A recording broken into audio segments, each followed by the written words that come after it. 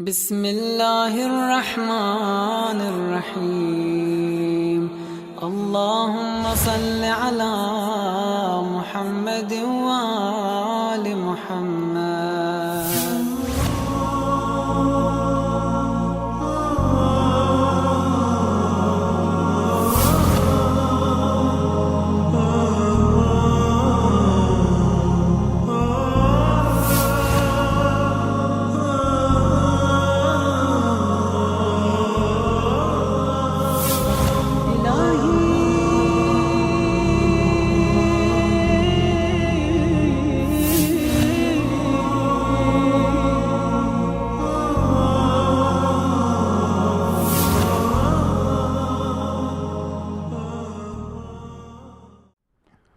أعوذ بالله السميع العليم من الشيطان اللعين الرجيم. بسم الله الرحمن الرحيم. الحمد لله رب العالمين بارئ الخلائق أجمعين باعث الأنبياء والمرسلين، ثم الصلاة والسلام على أشرف المرسلين حبيبي وحبيب إله العالمين أبي القاسم المصطفى محمد وعلى آل بيته الطيبين الطاهرين. Mes chers frères et sœurs, assalamu alaikum wa rahmatullahi ta'ala wa barakatuh. Nous sommes dans le cadre de l'enseignement de la jurisprudence islamique, mes chers frères et sœurs, et nous avons commencé par les actes préliminaires de la prière, et nous sommes arrivés, mes chers frères et sœurs, à la prière elle-même, et nous avons essayé, mes chers frères et sœurs, de commencer d'abord par les obligations de la prière, et ainsi parler aussi effectivement la différence entre les piliers de la prière et les obligations de la prière. Et Inch'Allah que nous allons essayer de vous exposer ces points, Inch'Allah. Et à travers cet exposé, vous allez voir, au fur et à mesure, nous allons toucher un par un les obligations ou les piliers de la prière, Inch'Allah. Et mes chers frères et sœurs, et comme nous avons commencé à parler de ces points depuis la semaine passée, et nous avons dit que la prière commence par la formule Allahu Akbar et se termine par la salutation finale. Donc, c'est ainsi faites la prière, accomplie ainsi faites la prière. Mes chers frères et sœurs, donc la prière commence effectivement par le takbirat ihram, qu'on appelle d'autre part par la takbira d'interdiction, et aussi qui se termine par assalamu alaikum, qui est la salutation finale. Donc les actes de la prière sont de deux catégories que nous avons essayé de parler depuis la semaine passée ou la séance passée. Et il y a à savoir les actes obligatoires de la prière et les actes aussi facultatifs de la prière. Donc, il y a ces deux grandes catégories. Nous avons les actes obligatoires de la prière et les actes facultatifs de la prière, ou les actes surrogatoires de la prière. Dans mes chers frères et sœurs, on parle de cette obligation souvent qui se divise en deux. Nous avons les piliers de la prière, c'est dans l'obligation aussi, et les obligations aussi qui ne font pas partie des piliers de cette prière-là. Donc, mes chers frères et sœurs, il faut comprendre que la prière se divise en ces deux. C'est-à-dire que la première catégorie, des catégories par les obligations que nous allons essayer de commencer aujourd'hui, et aussi, mes chers frères et sœurs, par les actes surrogatoires de la prière. Les obligations de la prière sont au nombre de 12, et dont certains constituent des piliers et d'autres qui ne sont pas des piliers. Les obligations que nous avons, ils se divisent en deux encore en elles-mêmes. Et il y a une partie qu'on appelle les piliers de la prière, et il y a une autre partie qui ne sont pas les piliers de la prière, qui ne font pas partie des piliers de la prière. Les obligations de la prière, lorsqu'on parle des piliers de la prière, se divisent en deux. Les piliers de la prière, et nous allons essayer de parler quelle différence existe-t-il entre les piliers de la prière et les points qui ne sont pas les simples obligations de la prière. Et nous avons en premier lieu l'intention, mes chers frères et sœurs. Nous avons en deuxième lieu la station debout qiyam. Être debout, c'est tenir debout. Et nous avons aussi, mes chers frères, takbiratul ihram, c'est notre takbiratul d'interdiction, la génuflexion que nous avons, ruku. Nous avons aussi, mes chers frères, c'est la prosternation qui est à sujoud. Et nous avons aussi les non-pliés qui ne sont pas aussi, ne font pas partie de ces pliés. Il faut comprendre ces pliés. Nous avons l'intention, le fait de se tenir debout. Nous avons takbiratul ihram, nous avons génuflexion et nous avons aussi la prosternation. Voilà, mes chers frères et sœurs, les 5 piliers de la prière.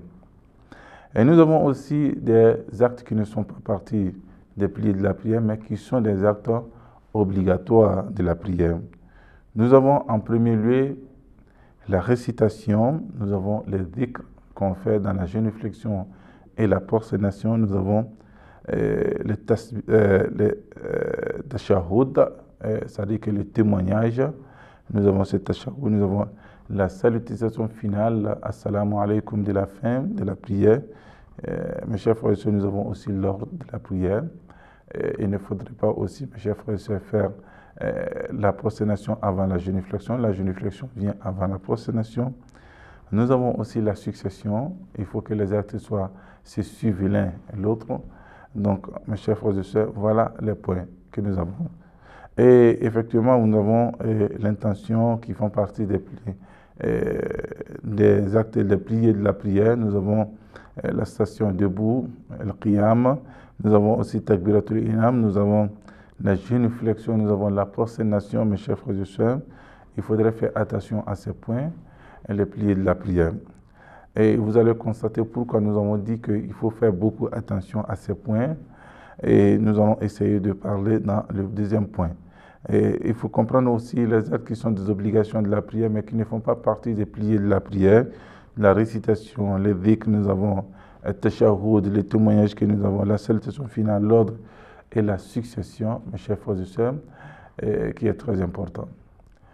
Et mes chers frères et sœurs, nous allons essayer encore de plus de vous parler la différence qui existe entre les piliers de la prière, Inch'Allah, et les obligations, les autres qui ne font pas partie des piliers de la prière, mais qui font partie des obligations de la prière. Et nous avons essayé de dire que cette obligation se divise en deux. Il y a une partie qui est le pilier de la prière et l'autre partie qui ne font pas partie des piliers de la prière. Mais tant bien que ces points-là restent, ces actes restent comme étant des obligations dans la prière, comme nous avons dit.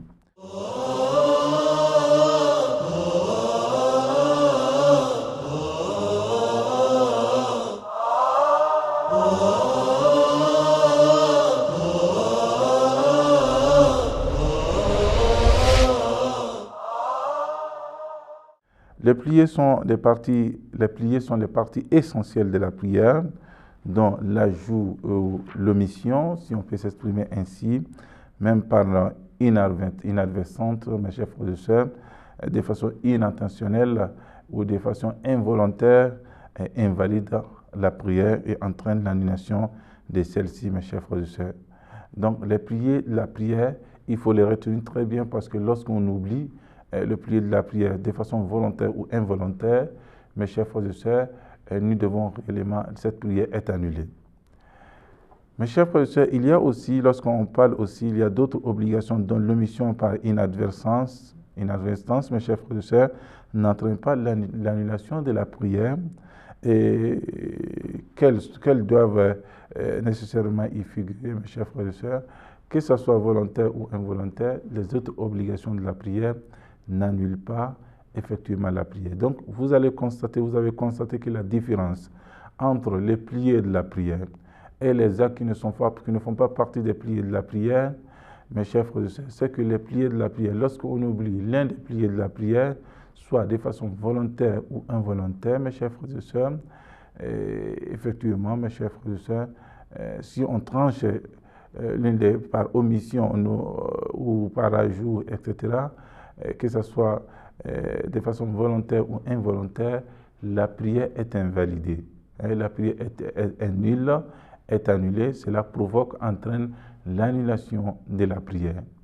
Mais en ce qui concerne les obligations qui ne sont pas partie des piliers de la prière, Lorsqu'on essaye de l'ajouter, de faire un ajout ou de faire une omission, mes chers frères et sœurs, par oubli, de façon involontaire, la prière n'est pas nulle, elle peut être réparée, elle est réparable, mes chers frères et sœurs. Donc voici la différence essentielle entre les piliers de la prière et les actes qui ne sont pas les piliers, qui ne font pas partie des piliers de la prière. Il y a aussi, mes chers frères et sœurs, des dispositions relatives aux obligations de la prière que nous allons essayer de vous parler point par point, Inch'Allah, si le Seigneur nous accorde assez de temps. Et nous avons l'intention. L'intention qui est le moteur fondamental, chers frères et sœurs, de chaque acte en islam. Les actes, c'est ce que le prophète dit, innamal a'mal biniyat. Les actes n'ont que de valeur que selon les intentions qui les accompagnent. Donc en réalité, cela veut dire que l'intention occupe réellement une place importante dans l'exécution vraiment d'un acte quelconque, que ce soit dans le cadre de l'adoration de la prière, que ce soit dans le cadre, mes chers frères et sœurs, des actes aussi sociaux, que ce soit la zakat, que ce soit le khums. L'intention est très importante, mes chers frères et sœurs. Et c'est pour cette raison qu'il est demandé à celui qui fait la prière, le priant, du début de la fin, quelle que soit la prière, il est en train d'accomplir pour obéir à la volonté de Dieu, c'est-à-dire qu'accomplir la prière seulement et enfin d'obéir à la volonté d'Allah subhanahu wa ta'ala. Il n'y a pas d'inconvénient à faire l'expression, mes chers frères et sœurs, que ce soit verbal ou qu'il ne soit pas verbal, il n'y a pas d'inconvénient. L'intention peut être dite à l'intérieur, elle peut être extériorisée verbalement, mes chers frères et sœurs, il n'y a aucun problème. Et nous pouvons essayer, mes chers frères et sœurs, par exemple, dire verbalement que j'ai accompli 4 rakats lorsqu'il s'agit de la prière de Dhuhr, ou la prière de Isha, la prière de Asr. J'ai accompli 4 rakats de la prière de Midi ou de Asr ou de Isha pour me rapprocher de Dieu, mes chers frères et sœurs, et quoi que cela ne soit pas nécessaire de le dire verbalement. Mes chers frères et sœurs, ce n'est pas tellement nécessaire de le dire verbalement, mais on peut le faire. Mais d'abord, l'intention, elle est d'abord interne. Elle concerne le côté interne de l'être humain qui doit être formulé à partir de notre cœur. Mes chers frères et sœurs, afin d'exécuter un acte dans le cadre de la religion musulmane. Donc, mes chers frères et sœurs, il est important lorsqu'on parle de l'intention. L'intention, c'est ce qui accompagne les actes et c'est ce qui rend cette valeur à tout acte que nous posons, mes chers frères et sœurs. Et nous avons cela, la prière doit être dépouillée de toute hypocrisie. Mes chers frères et sœurs, l'intention, après avoir formulé l'intention, il ne faudrait pas faire la prière à partir vraiment d'une hypocrisie. Elle doit être dépouillée, exemptée de toute hypocrisie, mes chers frères et sœurs, en ce sens qu'elle doit être accomplie uniquement pour obéir la volonté de Dieu, et partant, la prière est nulle et dès lors qu'elle est dédiée en totalité, mes chers frères et sœurs, ou en partie à un autre que Dieu les très haut. Donc, mes chers frères et sœurs, cette intention vient réellement pour confirmer en fait notre volonté dressée vers Allah subhanahu wa ta'ala. Et si cette intention elle est mal orientée, et effectivement, elle peut être par hypocrisie, alors la prière n'est pas acceptée, mes chers frères et sœurs. Parce qu'il ne faudrait pas dédier la prière à autre chose qu'à Allah subhanahu wa ta'ala. Il y en a d'autres personnes qui accomplissent la prière dans le cadre seulement que de faire plaisir à certaines personnes, afin que les autres puissent les voir en train de prier, et cela les soulage, pas seulement Allah subhanahu wa ta'ala. Mais lorsqu'il se trouve seul, il se débarrasse de cette prière-là. Et c'est ce qui n'est pas demandé, mes chers frères et sœurs, c'est l'intention sincère dans la prière accompagnée par la volonté d'Allah subhanahu wa ta'ala. Donc, mes chers frères et sœurs, dans ce sens, il est important que nous puissions aussi parler que le takbirat al-ihram. Lorsqu'on dit Allahu Akbar dans la prière, et le takbirat al-ihram est très importante, est très important dans la prière parce que la prière se débute avec ce takbirat ihram. Et takbirat ihram, comme son nom l'indique, qui veut dire Allahu Akbar d'interdiction, cela veut dire que quoi? Lorsque vous dites Allahu Akbar, tout acte dans ce bas monde qui n'est pas lié à la prière est interdit à celui-là même qui officie ou qui accomplit la prière. Donc mes chers frères et sœurs, la formule c'est tout à fait clair et c'est de dire Allahu Akbar. Et Allahu Akbar qui est la formule de takbiratu ihram, mes chers frères et sœurs, et cela est très important et qu'on appelle takbiratu d'interdiction, c'est-à-dire que tout acte en dehors de la prière, nous sommes interdits, et mes chers frères et sœurs. Donc on parle de manger, on parle de boire, de rire, de pleurer, etc. Mes chers frères et sœurs. Et ces actes-là deviennent interdits pour nous, mes chers, interdits pour nous lorsque nous faisons la takbiratu ihram et takbiratu d'interdiction.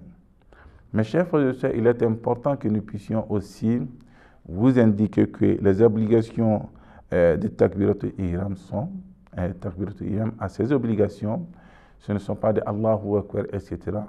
Mais il y a des obligations à suivre, à respecter. Et il y a d'abord, mes chers frères et sœurs, de prononcer takbiratu ihram en arabe correct. Il faut l'apprendre, il faut le prononcer correctement en arabe. Et prononcer le takbiratu ihram en tenant le corps parfaitement immobile. Le corps doit être immobile dans le takbiratu ihram. Et cela est très important. Il y a aussi de prononcer takbir de façon à l'entendre soi-même. C'est-à-dire que doit prononcer takbiratu ihram à haute voix. Et s'il n'y a pas d'inconvénient en cela. Par précaution obligatoire, n'est pas le relier aux paroles qui suivent ou qui précèdent. Dans mes chers frères et sœurs, il ne faudrait pas les lier aux paroles qui suivent ou qui précèdent. Il faudrait réellement, mes chers frères et sœurs, se détacher de la prière. Quelques minutes après, c'est formuler l'intention et se concentrer et faire face à Allah subhanahu wa ta'ala. Et après, alors, lorsque nous savons réellement, on a su que nous sommes prêts réellement à partir à la rencontre d'Allah subhanahu wa ta'ala, nous faisons, après avoir formulé l'intention, le takbirat al-ihram à haute voix, afin que nous-mêmes puissions entendre de notre propre oreille s'il n'y a pas d'inconvénient. Donc, mes chers frères et sœurs, cela est tout à fait clair. Donc, il est recommandé de lever la main jusqu'au niveau des oreilles au moment de prononcer le takbirat al-ihram. Il est important de prononcer en ce sens-là. Donc, mes chers frères et sœurs, et voilà à peu près lorsqu'on parle de takbirat al-ihram vient dans ce sens-là qui a ses obligations. Et Inch'Allah, dans la séance prochaine, nous allons essayer de continuer dans ce sens, vous parlant des qiyam et les catégories des qiyam. Et nous allons essayer aussi les dispositions relatives au qiyam, Inch'Allah, jusqu'à la fin de la prière, si le Seigneur veut. Et sur ce, je vous dis, mes chers frères et sœurs, assalamu alaikum wa rahmatullahi ta'ala wa barakatuh.